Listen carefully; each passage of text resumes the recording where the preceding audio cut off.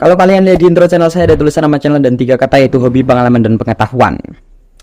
Kemarin ada kejadian di mana beberapa anak SMP membuat lelucon yang sama sekali tidak pantas soal situasi di Palestina. Bisa jadi itu kata-kata terakhir mereka di media sosial, karena sekarang mereka harus berhadapan dengan konsekuensi serius dari kelakuan mereka. Dan ya, disinilah dimana kita bisa melihat anak-anak yang seolah-olah dididik oleh monyet. Saya berusaha untuk tidak terlalu emosional, tapi kelakuan anak-anak ini benar-benar membuat saya marah. Bagi kalian yang belum tahu, singkatnya kemarin ada anak-anak yang membuat lelucon tentang penderitaan saudara-saudara kita di Palestina. Dengan kata lain, tindakan mereka itu sangat tidak terpuji. Apa yang terjadi di Palestina sekarang sangat serius dan tidak bisa dijadikan bahan bercandaan. Yang terjadi di sana adalah genosida, pembantaian, dan dunia sedang berempati dengan penderitaan rakyat Palestina. Berita tentang Palestina sudah banyak tersebar di media sosial. Saya tidak mengerti bagaimana caranya kalian bisa pura-pura tidak tahu. Kalian lihat media sosial pakai apa? Mata kaki. Ada yang bilang tapi mereka masih SMP. Baiklah, saya akan tenang, dan dengan ini saya mendeklarasikan bahwa orang-orang yang mengatakan mereka masih SMP itu tidak memiliki pemahaman yang cukup. Kita harus ingat bahwa meskipun mereka masih SMP,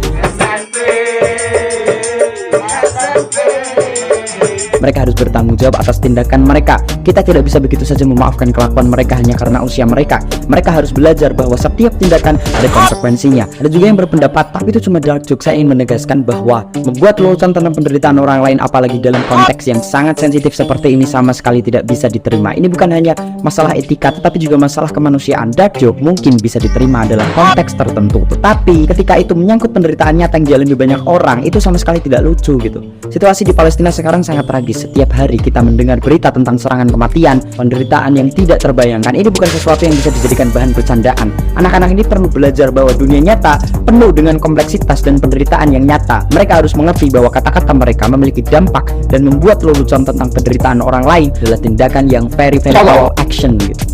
Mungkin ada yang berpikir bahwa anak-anak ini tidak sepenuhnya mengerti apa yang mereka lakukan, tapi itu bukan alasan untuk membiarkan mereka lolos begitu saja. Pendidikan dan pembelajaran harus menjadi prioritas. Mereka harus diberitahu kenapa tindakan mereka salah dan bagaimana mereka bisa menjadi individu yang lebih baik di masa depan. Ini adalah momen pembelajaran penting bagi mereka dan bagi kita semua sebagai masyarakat. Kita juga perlu melihat peran orang dewasa di sekitar mereka, di mana orang tua mereka, di mana guru mereka. Pendidikan moral dan etika tidak hanya tanggung jawab sekolah, tapi juga tanggung jawab keluarga.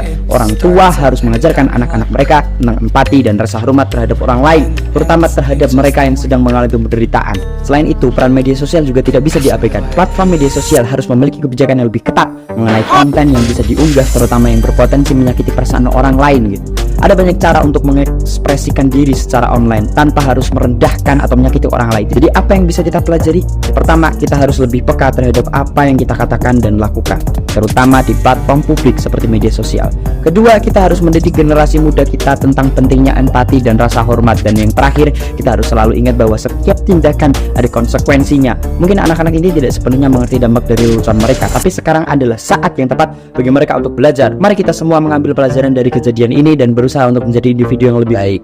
Dunia sudah cukup keras dan penuh dengan penderitaan. Kita tidak perlu menambahnya dengan lelucon yang sensitif gitu. Semoga kita semua bisa belajar untuk lebih berempati dan peduli terhadap sesama, dan semoga kejadian seperti ini tidak terulang lagi di masa depan. Terima kasih sudah menonton, dan yaudah gitu aja, makasih.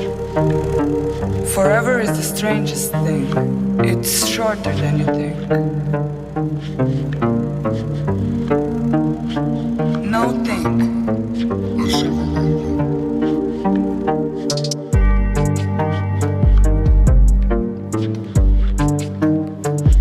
Dan ya, disinilah dimana kita bisa melihat anak-anak yang seolah-olah.